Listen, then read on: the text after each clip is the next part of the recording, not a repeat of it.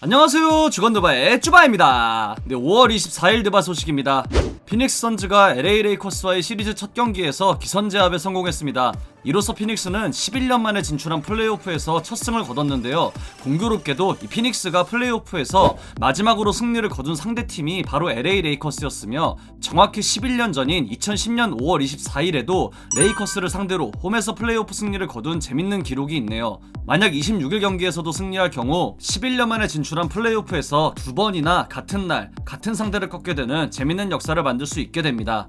데빈 부커가 만바 멘탈리티의 계승자답게 34점을 올리며 성공적인 플레이오프 데뷔전을 치렀습니다.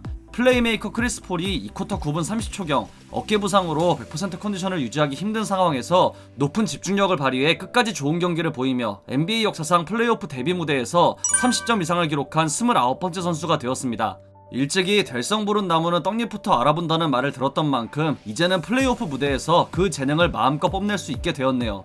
디안드레 에이튼 역시 더블더블과 놀라운 야투율을 기록하며 레이커스 인사이드를 지배했습니다. NBA 역사상 플레이오프 데뷔전에서 20득점 동반 더블더블, 야투율 90% 이상을 기록한 선수는 에이튼이 최초입니다.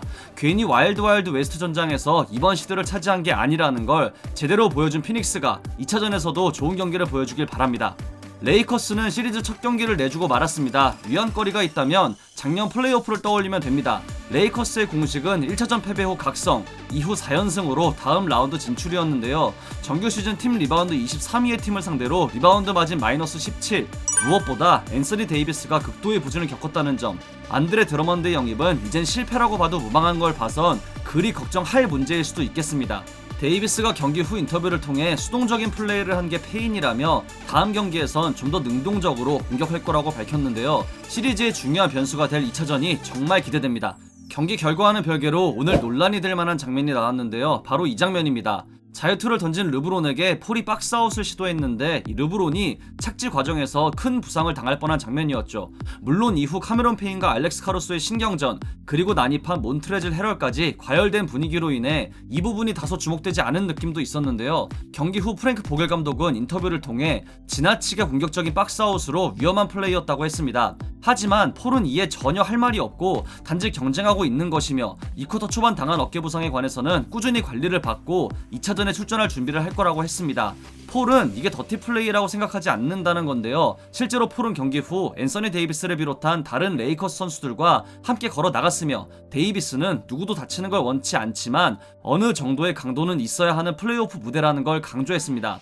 자칫하면 큰 부상을 당할 뻔한 르브론 제임스는 경기 후 폴의 이 박스아웃에 관한 질문을 받았을 때 2차전을 치를 준비가 되어 있다는 말만 남기고 대답을 회피했는데요. 과열된 분위기와 치열할 수밖에 없는 플레이오프 무대에서 그 어떤 선수도 부상당하지 않고 좋은 경기를 펼치면 좋겠네요. 양팀은 26일 피닉스 선즈 아레나에서 2차전을 치르게 됩니다. 필라델피아 세븐티식서스가 워싱턴 위저즈를 꺾고 시리즈 첫 승을 올렸습니다. 알렌 아이버슨 시대 이후 무려 20년 만에 차지한 1번 시드의 기분 좋은 출발로 더 프로세스의 마침표인 우승을 향한 여정의 시작을 알린 승리였죠. 조엘 엠비드가 경기 초반 파울 트러블에 시달리며 전반을 단 10분만 소화했지만 토바이어스 해리스가 전반에만 무려 28점을 폭발시키며 분위기를 가져갔습니다. 37점은 개인 플레이오프 최다 득점으로 슛감이 그리 좋진 않았지만 적극적인 리머텍으로 페인트존에서만 26점을 적립했습니다. 해리스가 전반을 맡았다면 후반은 돌아온 엠비드가 마무리 지었습니다. 후반 19분 20초 동안 21점을 올리며 워싱턴 수비를 박살냈고, 전반 무득점에 그쳤던 세스 커리까지 살아나며 접전이었던 경기를 승리로 마무리 지었습니다. 모든 선수가 각자의 역할을 잘 수행하며 거둔 승리로 안 좋았던 점을 잘 보완해 2차전을 치를 것으로 보입니다. 워싱턴은 아쉽게 경기를 내줬습니다. 경기 초반 엠비드의 파울 트러블이라는 호재가 발생했음에도 결국 하치무라 루이를 제외하면 해리스를 제어할 선수가 없었고, 미스매치 한 방으로 이어지는 리머텍에 속수무책으로 당하고 말았죠. 브래들리 빌이 후반에만 23점을 올리며 맹활약하긴 했지만 팀 패배를 막을 수는 없었습니다. 굉장히 치열한 1차전이었던 만큼 2차전도 재밌는 경기를 기대해 보겠습니다. 4년 만에 플레이오프에 복귀한 애틀랜타 호크스가 8년 만에 플레이오프에 복귀한 뉴욕 닉스와의 시리즈 첫 경기에서 접전 끝에 귀중한 1승을 챙겼습니다. 플레이오프 데뷔전을 치른 3년차 가드 트레이 영이 클러치를 접수하며 팀의 승리를 안겨줬습니다. 접전 승부가 이어진 4쿼터에만 13점, 클러치 상황에서는 9점을 넣으며 고도의 집중력으로 메디슨 스퀘어 가든을 찾은 뉴욕 홈팬들에게 시원한 찬물을 끼얹었습니다. 특히 마지막 플로터 이후 보인 세레모니는 본인이 얼마나 플레이오프 무대를 원했고 자신감이 있는지를 잘 보여주는 장면이었죠. 영은 경기 후 인터뷰를 통해 그 시끄러웠던 경기장이 경기의 막판에 조용해졌고 관중들이 영에게 F가 들어가는 욕을 했는데 그걸 다시 듣고 싶다며 2차전에서도 승리하겠다는 포부를 보였습니다. 플레이오프 데뷔전을 치른 상대팀 에이스 줄리어스 랜들과는 정반대의 경기력을 보인 영의 활약과 함께 시리즈 첫 승을 거둔 애틀랜타가 과연 2차전에서도 좋은 모습을 보여줄 수 있을지, 뉴욕이 반격에 나설 수 있을지 기대됩니다. 서부 컨퍼런스 8번 시드의 멤피스 그리즐리스가 1번 시드이자 정규리그 우승팀인 유타 재즈를 상대로 시리즈 첫 경기에서 접전 끝에 승리했습니다. 시즌 전적 3대0은 플레이오프에서 아무 의미 없다는 걸 다시 알 수 있었고 가장 변수 없이 무난하게 흘러갈 거라고 예측한 저의 무지에 다시 한번 깨달음을 얻었던 경기였습니다. 전반까진 지루함이 있었지만 후반 들어 뜨거워진 경기는 종료 직전까지 식을 줄을 몰랐고 멤피스의 자모란트와 유타의 보얀 보그다노비치가 4쿼터에 말 그대로 쇼다운을 펼치며 끝까지 명승부를 펼쳤습니다.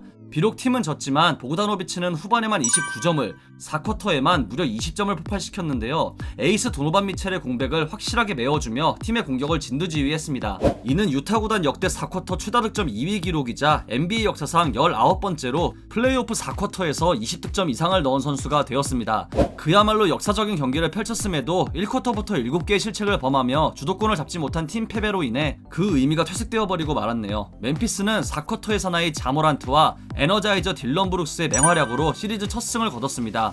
영건 백코트 듀오는 상대 마이크 콘리와 조 잉글스를 압도했고 원정 경기였지만 에너지에서도 상대보다 앞서며 그들의 플레이오프 첫 경기를 깔끔하게 승리로 마무리 지었습니다.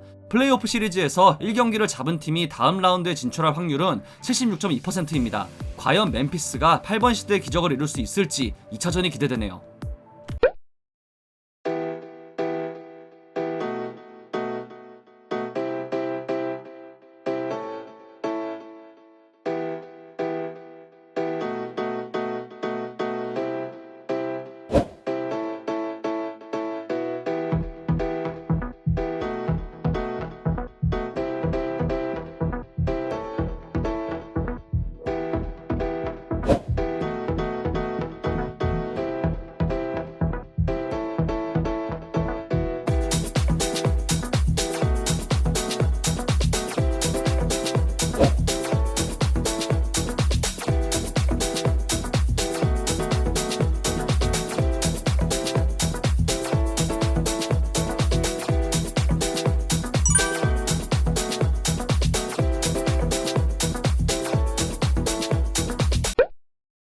이상으로 5월 24일 주간나발을 마치도록 하겠습니다. 재밌게 보셨다면 구독, 좋아요, 알림 설정도 잊지 마시고요. 다른 영상도 감상하시는 걸 강추합니다. 저는 더 좋은 영상으로 찾아뵙도록 하겠습니다. 지금까지 쭈바였습니다. 감사합니다.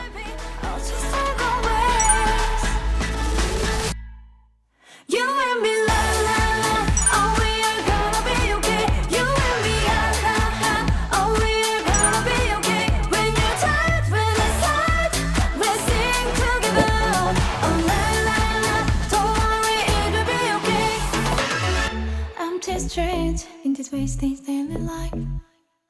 You look so worn out.